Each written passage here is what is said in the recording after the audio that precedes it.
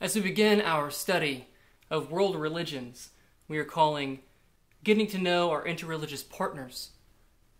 I think it's important to sort of establish the modern percentages of population for the world's religious traditions.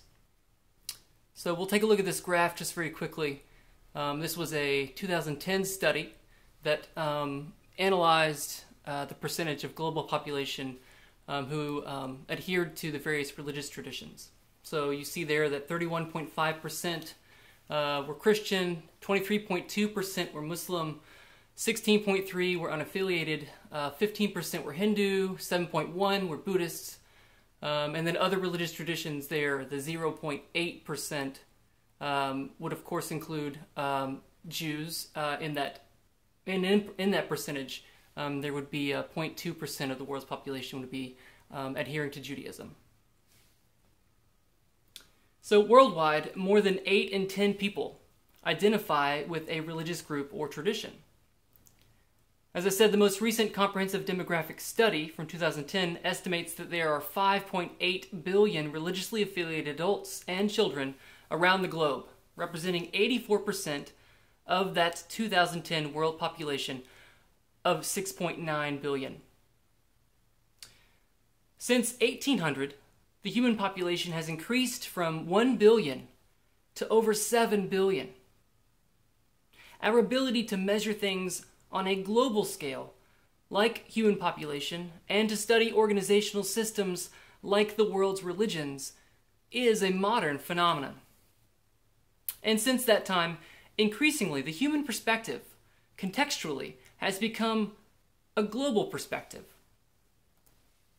For the first time in the 200,000-year history of the human species, we've developed the unique ability to see the wider picture, to see with what some have called deep time eyes, to really get a perspective of the entire context, not only globally, but historically. So it's important as we begin this study of religious traditions to sort of establish what we would call, how we would define religion. So it's difficult to offer one definition of religion that is accurately a description of what 84% of the world's population is identifying with, without oversimplifying and thus underrepresenting the vast array of comparatively contrasting expressions of this thing, this idea that we call religion. That being said, I will offer a definition anyway, given the fact that we will be expounding on the uniqueness of religious traditions through 4 in particular, by virtue of our exploration. So here's my best attempt. Religion is an organized pattern of living that helps to unite groups into communities of cooperation around a shared ultimate concern, something that is considered sacred.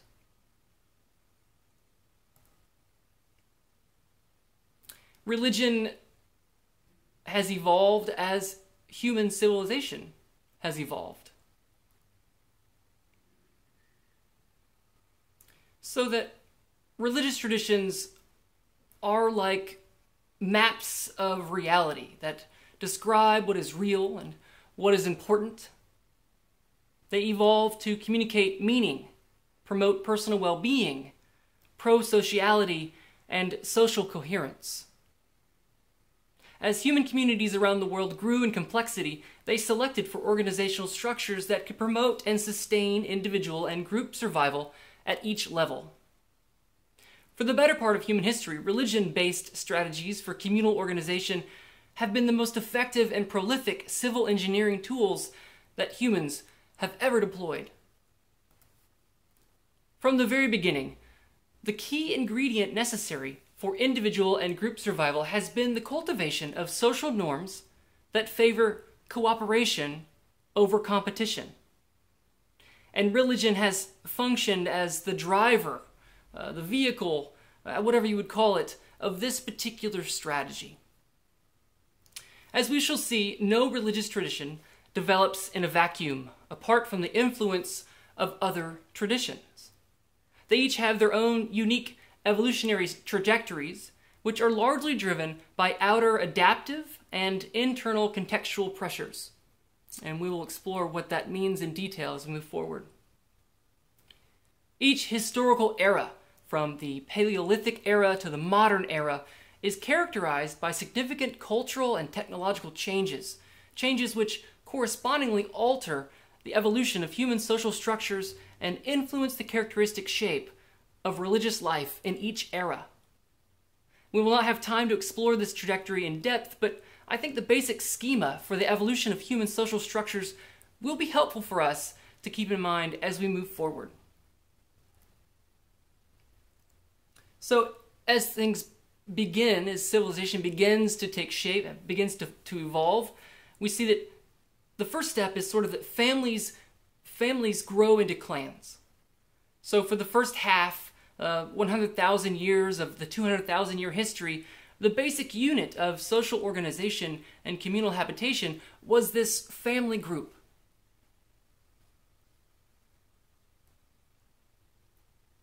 Next, clans become ethnic tribes, living in Neolithic age villages.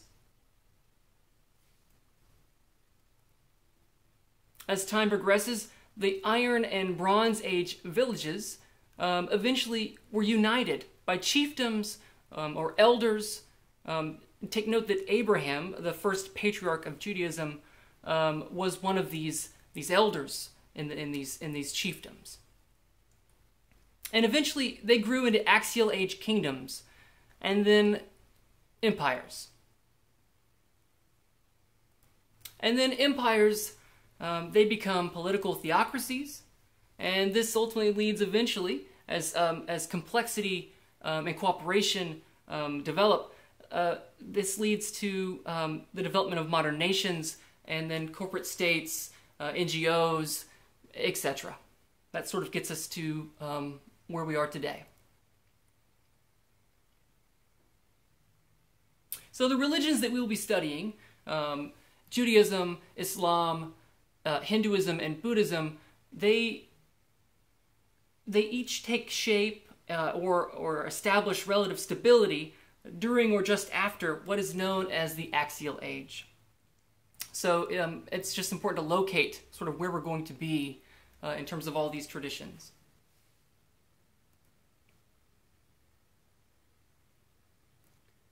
So I think it's important for us to sort of establish really quickly what pre-axial age religion looked like.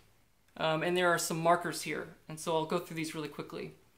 So to begin, those who were a part of this pre-axial age and shared in religious life during that time, they believed in the power of their ancestors as intermediaries, that those who lived and then went on, who passed on and moved on, they moved on to another realm, another dimension of some sort, and we could still be in contact with them, and they could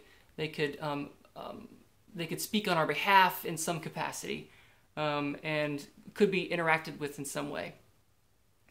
Also, people during this time believed in something called sympathetic magic. This is a type of magic in which it sought to produce a large-scale effect, often at a distance, by performing some small-scale ceremony or ritual that resembles that effect that's desired. One example would be pouring water on an altar to induce rainfall, or depicting on a cave wall the outcome of a hunt, so that in some way that this ritual sort of recreation of or desire for what's going to take place will affect the reality of what ultimately comes to be.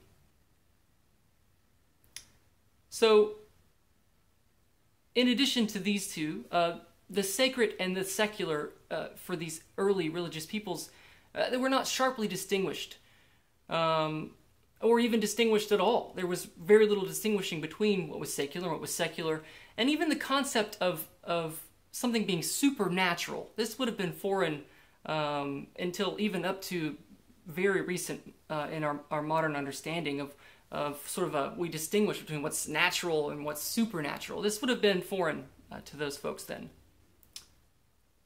Also, people practiced rituals, typically involving sacrifice, that helped them influence the gods or the spirits who controlled and were themselves the forces of nature personified. Added to this, people believed in a symbiotic relationship between the gods, or spirits, and themselves. These responsible powers, they needed human assistance to sustain the spirit world through ritual practices. And in return, the spirit world, the divine world, sustained the known world, the human world. This is known today as, called today, cosmic maintenance. So collaboration with the unknown worlds to ensure and improve survival in the known world was the universal way to understand and think about solutions to problems of survival. It would evolve into the many pre-axial and axial age religious beliefs and rituals associated with them, some of which are evident to this day, and many of them we'll explore as we move forward. So, axial age religion. Something shifted, something changed. So during this axial age, there were rapid and worldwide social changes that manifest most notably in 4 particular civilizational centers: West Asia, South Asia, East Asia, and the Northwestern Mediterranean. Unprecedented mass urbanization, political instability, and a scaled increase in violence and injustice led to the emergence of new levels of self-consciousness and individuality. As urban life accelerated and expanded, it disrupted the old sense of order and altered the common worldview. Old customs could no longer be taken for granted, and people began to question inherited beliefs as they came into contact with differing beliefs held by others.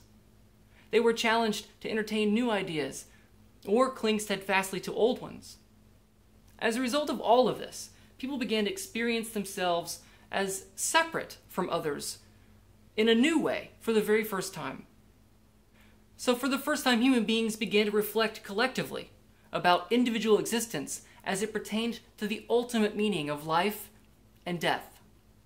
This new idea of the self brought with it the problem of what happens to the self after death.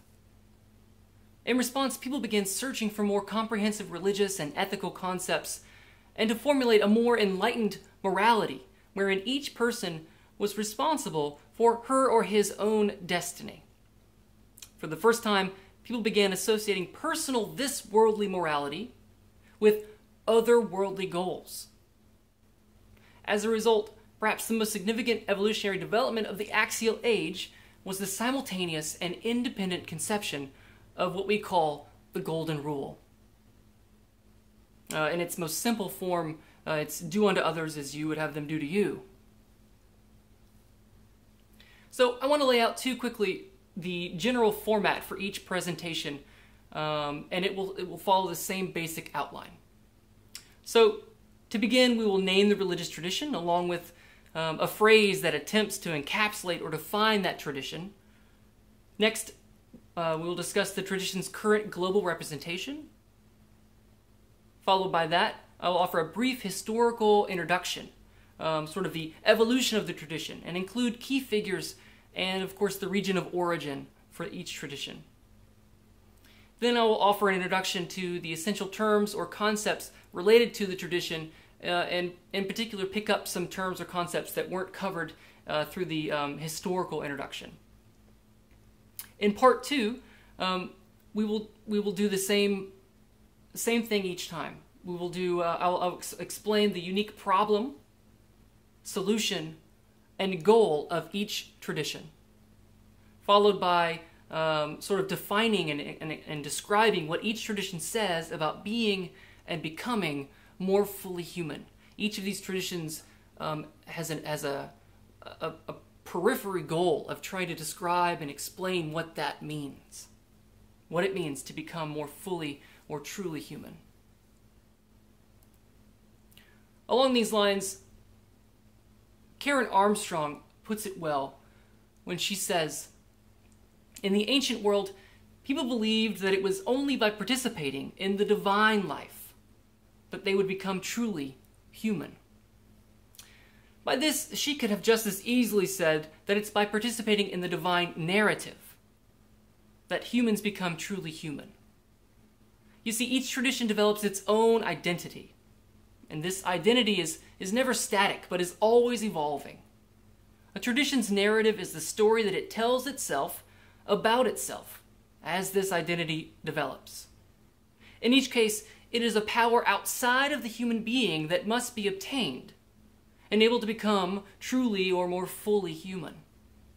Which is why the narrative is not limited by historical objectivity, but is free to employ the power of myth and mystery to meet its ends.